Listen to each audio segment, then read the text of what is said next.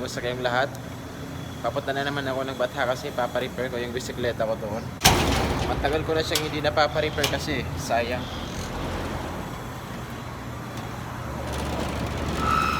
At saka imimit ko din pala yung kaibigan ko na vlogger din, si Mark Image TV.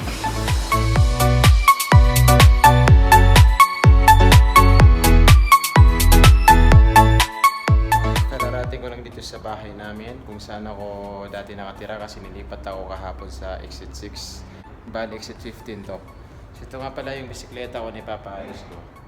Ang problema kasi dito sa bisikleta ko, pag ginanon ko siya, hindi siya gumagana. Hindi siya gumagana. Talagang sira na siya. Nag-aabang na naman ako ng taxi ulit. Yan yung bisikleta ko. Nasasayangan kasi ako eh. Maganda yung itsura eh. Gwapo na bisikleta.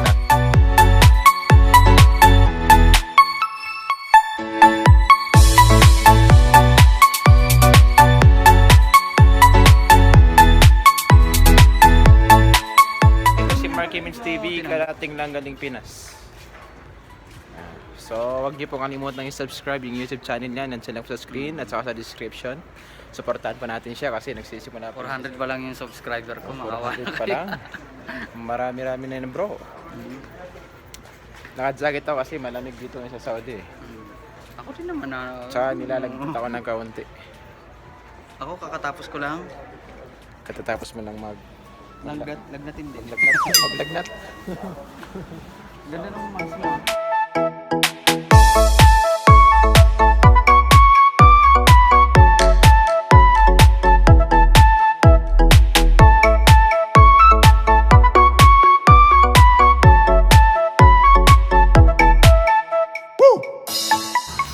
Ito yung mga bisikleta nila dito.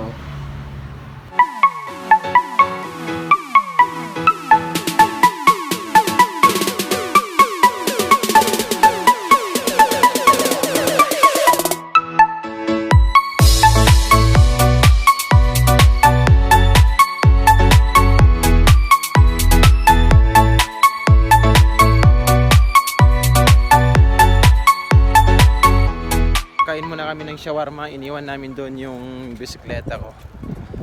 Pagkatapos namin kumain, babalikan namin yung bisikleta ko kung tapos na ba o hindi pa. Naghihintay doon si Casey Vlogs sa shawarmahan. Ililibre niya kami ngayon kasi sumasahod na siya sa kanyang trabaho.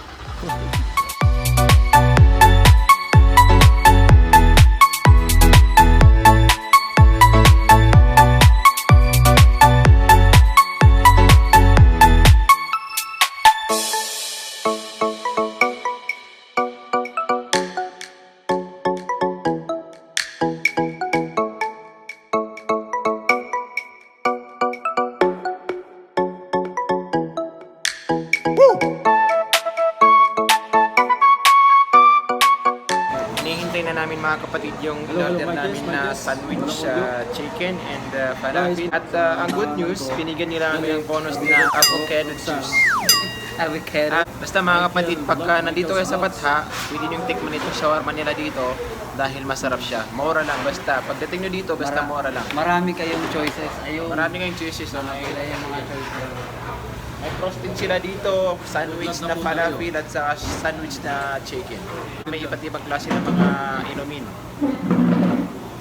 Basta itong shawarma house, nandito lang sa tapat ng Electron Commercial Center, yung tinatawag ng mga kababayan natin na Electronic Building. Nandun yung Bellagio Building. Nandito naman yung podium. Nandun yung podium. Tingnan nga natin itong avocado juice nila kung masarap. Kani chat dito. Hindi ko nga pala nasubukan. Bigyan mo Tapos chat. Napakasarap sobra. Bakit? Dahil ito libre ng shop na to. Natin ngayon, kakain naman tayo ng tilapia. Tilapia guys. Basta lahat masarap pero gusto ko yung sandwich chicken. Ayun. May mga kabayan din tayo na kumakain dito. Nandito sila ngayon. Ipakilala natin sila. Sir, anong pangalan mo, sir? Madi. Madi. Ikaw kabayan? Ikaw to? Mitz. So, masarap pa yung shawarma nila dito? naman. Ubus Tayo.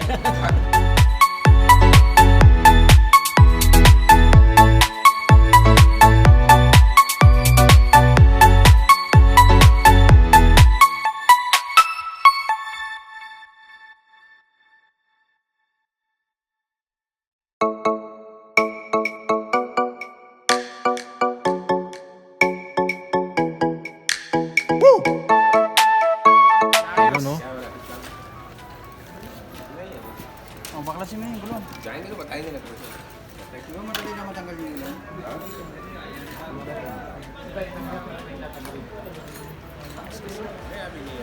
Testing nga yung bike mo. Sala ngayon dito sa Saudi. 12 noon ngayon dito. Pansinin nyo, pag sala dito sa Saudi, walang pwedeng store na nakabukas. Lahat nakasara. Ayan yung store, nakikita niyo sa video na to. Sarado lahat yan. Pagka nahuli sila ng pulis na bukas yung store nila, may penalty, malaki.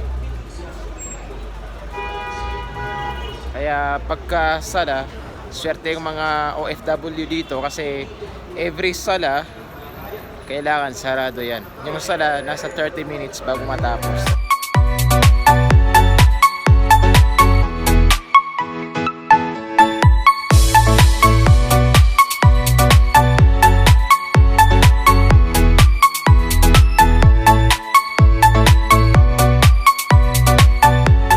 Mga kapatid, nandito tayo ngayon sa chocolate store. Napakaraming chocolates dito, yung mga pampasalubong mga kapatid. Ayan.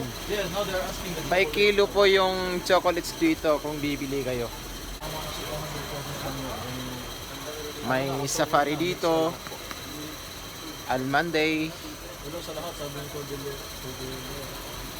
triplex. May Toblerone ba sila dito? May mga tamer din sila dito.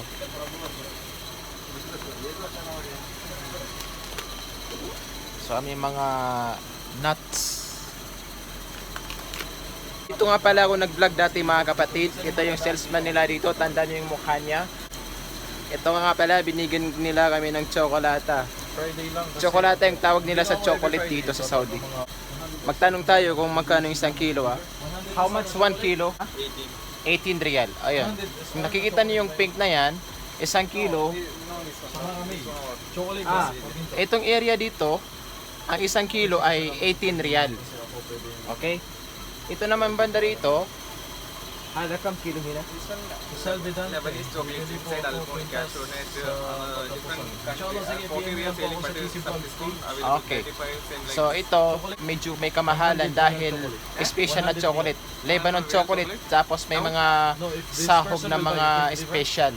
So ang 1 kilo daw dito ay 40 riyal. Pero pag bumili kayo daw dito, may discount kayo mga kapatid. Wala pong pwede mag-deliver sa kanila kahit isang daan. Basta may kilo yung chocolates dito. Magaganda yung chocolates dito, pampasalubong sa Pinas. Kung uuwi ko yun ng Pinas, dito kayo pumunta sa store na to. Hindi siya kalakihan, maliit lang pero makakatipid ka kabayan. Kasi alam naman natin na tayong mga OFW, nagtitipid tayo pagka umuwi tayo ng Pinas sa pampasalubong sa mga kamag-anak o sa mga kaibigan natin. Hada kam kilo hinak? same. This also. Okay. Itong banda rito mga kapatid, 1 kilo ay 18 riyal. Okay? Ang location ng store na to ay nasa description po mga kapatid. I-check nyo lang para mas madali yung mahanap tong store na to. What's your name, brother? Isham. Ha? Nishan. Nishan. Nishan. Okay, Nishan. Kung hahanapin nyo tong chocolate store na to, kung mapapansin nyo, nandito lang yung Tenimani Building. Yan yung Tenimani Building sa kabila. Tapos ito naman yung Sats Hypermarket sa kabila. At nandito yung nandito yung Fowry.